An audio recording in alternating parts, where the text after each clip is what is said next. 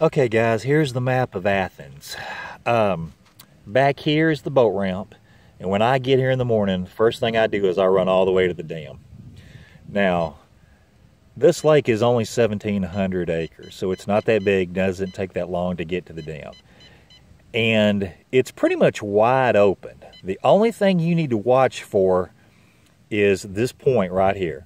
There is a row of stumps that come off this point, that come off pretty far, and I'm pretty sure there's a marker buoy out there on the last stump, so you kind of know where it is. But as long as you stay on the main lake area as you come around this point, you're in good shape. There's really nothing out here. So let me show you what I've been doing. This is the best concentration of fish that I have found so far. Okay, so I run all the way to the dam, and right here is the spillway. As you line up with the spillway, in about 20 feet of water, to the left and to the right of the spillway, there is some brush. Like I said, it's about 20 feet. And I've caught crappie and bass off of that. And I almost always start there. Now last month, down here, so south of the spillway, I hung a bass that I am pretty sure was over 10 pounds. I was out here night fishing and hung it on a jig, and I got to see her. She jumped up and threw my jig out. And I have caught some 7-pounders right through this area just north of that spillway. So anyway, as you work this bank, now last week the fish were in about 7 to 8 feet of water. Today they were deeper. They were in about 13 to 14 feet. And as you work up this bank, about the time you get to this little point, there is a hump out here. It comes up to 4 feet. There's plenty of grass on it, and then it drops off real deep out here, out in front of this hump. A lot of the fish that I caught this morning were actually out in front of this hump in, like I said, about 14 feet of water. Last week they were more up on the hump in about 6, 7 feet, and that's where I caught the fish. But right now, that is one of the best concentrations of fish that I have found, and there's a window.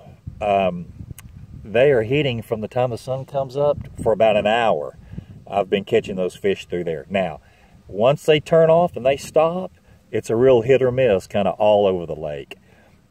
Now, the next thing I'll show you is, if you go back behind this island and you go to the very back, and you can see where all my lines are, right here, right out from this little point, there's another hump. This map doesn't show it, but there's a big hump out here. And between that hump and this bank is one of the best places I have ever fished on this lake for spawning bass. They come and they use this as a channel to move back into this area, and they'll stage on this hump. So probably the last part of January, first part of February, I'll hammer this.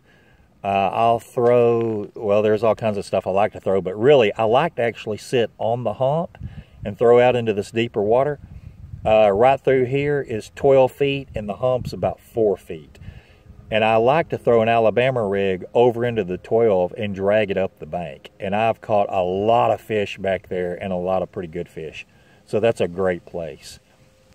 Pretty much what I'm going to start doing for my YouTube channel is pretty much every lake that I go to, I really want it to be like Honey Hole Magazine used to do.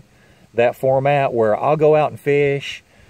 I'll film a little bit of what I'm catching, and then at the end I'll pull up the map and show you exactly where I caught them, kind of the lake I'll tell you the lake conditions, the water temperature, anything that I find that I think would help you catch fish. I'll make sure that I mention it.